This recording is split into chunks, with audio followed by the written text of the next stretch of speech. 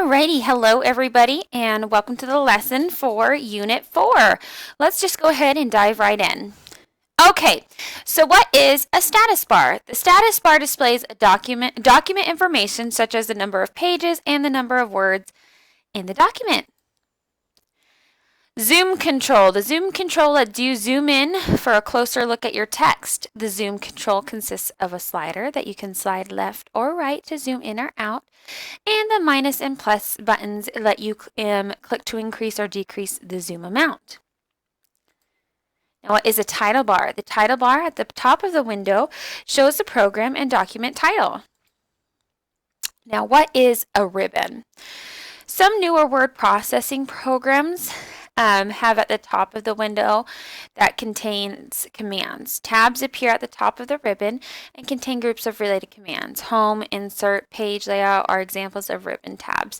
For instance, if you click on the Home tab, you will see the commands for font and alignment. If you click on the Insert tab, you will see the commands for inserting a table or inserting a picture. Now, a menu. At the top of a word processing document, you may find a menu that holds all of the word processing commands. Now, what is a command? It is an instruction for a computer to perform a specific task. So, like if you're in a word processing document, here it would be the menu. And there's the help bar. There's the title bar. Up here it tells you everything that you need. Obviously, the close box. This is a quick access toolbar. This is the document work area right in here. The status bar you'll find normally right down here, like it'll tell you like page 4 out of whatever. The zoom controls will be right here, as well as a different type of view buttons, single page, side by side, etc. So I'll pause this, and it'll be a great time for you to like take a picture or just pause this lesson if you're watching the recording and just kind of absorbing this all in. And they're all like, no matter how updated this is or not updated this is, they're all going to be pretty much the same format. Okay, so now a big part of this unit was writing, was talking about memo writing. So I wanted to get into that a little bit. So writing memos. Did I say menus? Memos. Okay, so it says, I appreciate your memo calling for more tolerant and forgiving parents. Now, what did you do this time? Okay. Now, memos are technical writing, which is really important, not only for your education, but in the real world, because when you are in a job, no matter what job you're in, you're going to have to know how to write a memo. So why learn about writing memos? It's an important form of business communication. Clear and concise communication. Okay. Now, what is the purpose of a memo? It is informing and persuading, and I will show you some examples of that. What should you include in the opening paragraph of a memo? A purpose statement. For example, this memo is to inform you of blank. Okay, but it should be pretty straightforward. What should be included in the closing paragraph? Now we see we're kind of jumping and we missed the meat of the paragraph, and I did that for a specific reason. So what should you include in the closing? You need to restate the purpose of the memo, because you want people to understand like what the whole thing that you talked about, and so that it kind of sticks in their mind. And again, I'll show you some examples.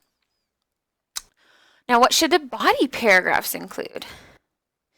Include the main ideas and details. And I wanted to say this for last because this is a meatier chunk of it. And you need to use bullet points because you just want to be very concise and very clear. Now, here's like a memo plan. So you're going to have a header. So this is the to, so who it's to.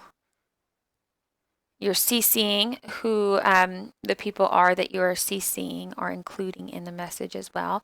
Who it's from, if you're writing the memo, that would be you. The date, and this is the subject line. So what is this concerning? Okay. So you're going to have the opening paragraph, your supporting details, and your closing. And I'm going to show you a better example right here. Okay, so again, here is your memo, or memorandum is what they're really called. So you're going to put to, that's your audience, from, it's the person in our department issuing the memo, the date that it was sent, and the subject, which is the subject of the memo. So when you're doing your opening, you need to get to the point in the opening paragraph. Keep things simple and short. Make it easy and fast to read. Your summary. Summarize any historical or contextual information needed to support the opening paragraph. And your conclusion, end with a call to action. Again, this is kind of, restating what you've already said. CC, send copies, anyone effective, attachments, list any attachments to the memo. I keep saying menu. I'm so sorry. Memo. Only list items refer to the body of the menu. Okay, so here is an example. So to, from, who you're CCing, and date, subject, customer, presentation.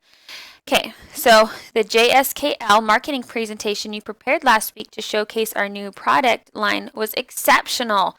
That's your opening. Okay, your enthusiasm, sales strategy, and product knowledge were impressive and certainly sealed the deal with Mr. Lockhart. Thank you for your outstanding work and dedication. Bonus checks will be distributed next week. My sincere congratulations to you all. Okay, so now this is more of like an upbeat memo. So memos, like in the workplace, can also be about something good. So the subject was about the customer presentation. We get that from the opening, which is the main idea of everything. The supporting details, they gave exactly what they were talking about, and the call to action, or wrapping everything up, what everything was about. And they're going to talk about bonus checks.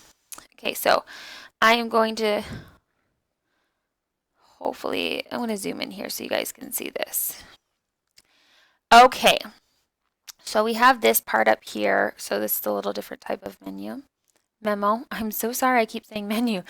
I need more sleep. Okay, so let's look at the opening, supporting, and closing. And remember, we talked about bullet points in the beginning.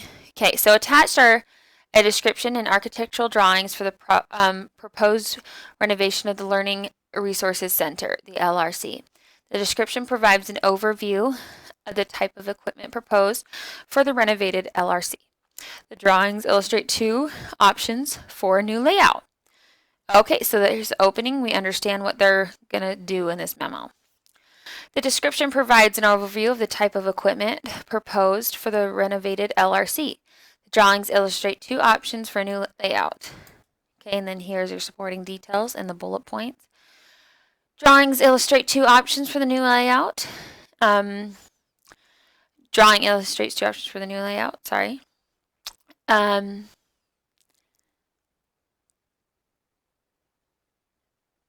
they're just giving, because this is just an example, sorry. Brain fart. This would be where they would include the different types of drawing, but again, this is just an example.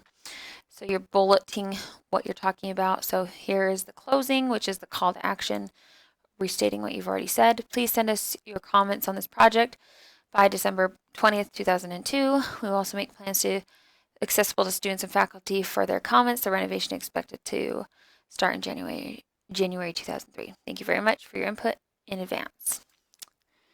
Okay. It's not wanting me to.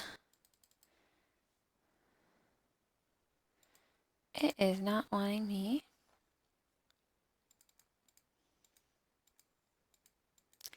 Okay.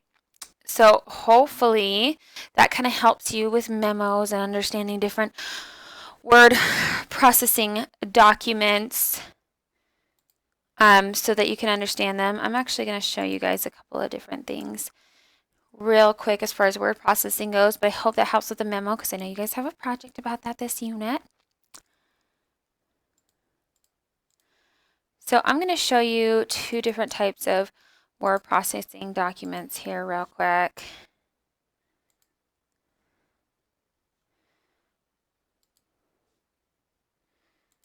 So that you guys are a little familiar with them. So here is a Google Docs. You're going to find that it's still very, very similar to everything that you guys have been doing. So up here we still have the menu for Google Docs. If you click right there, that's kind of like the home button. So you still have your menu, and here's your title bar. This is where you can title your own document. Quick access toolbar right here, where you can access your fonts, etc. There's not really a close out button for this, except closing out your browser because everything saves automatically. This is your document work area. Your scroll bar, obviously if you have multiple pages, would be off to the side and you can scroll. Let's see. If I was going to go onto a second page, there would be no status bar for Google Docs or different views, but you can explore your document here. So Google Docs is going to be pretty similar to everything you've seen before. So I am going to show you guys Word now, and it's just good to put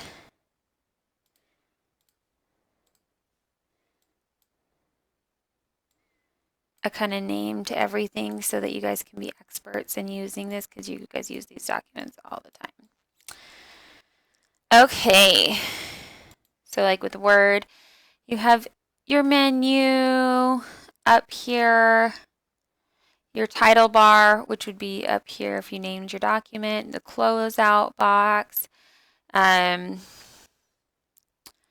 help or review, be over here, your scroll bar right here, your status bar tells you the page out of page, how many words. You can change your different view, and there's your zoom control in your work area. Okay, so hopefully that kind of helps you guys understand memos and word processing documents a little bit better. Now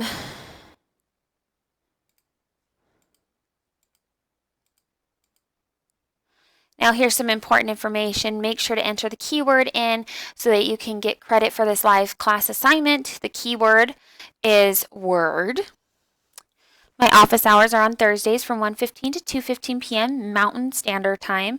Email me, call me, or use my online office by clicking the link in the syllabus during those times. You can call me or email me at any time of during the school hours, but please click the link for my online office on Thursdays. Okay, don't forget, believe in yourself and you will be unstoppable. I hope you have a great day.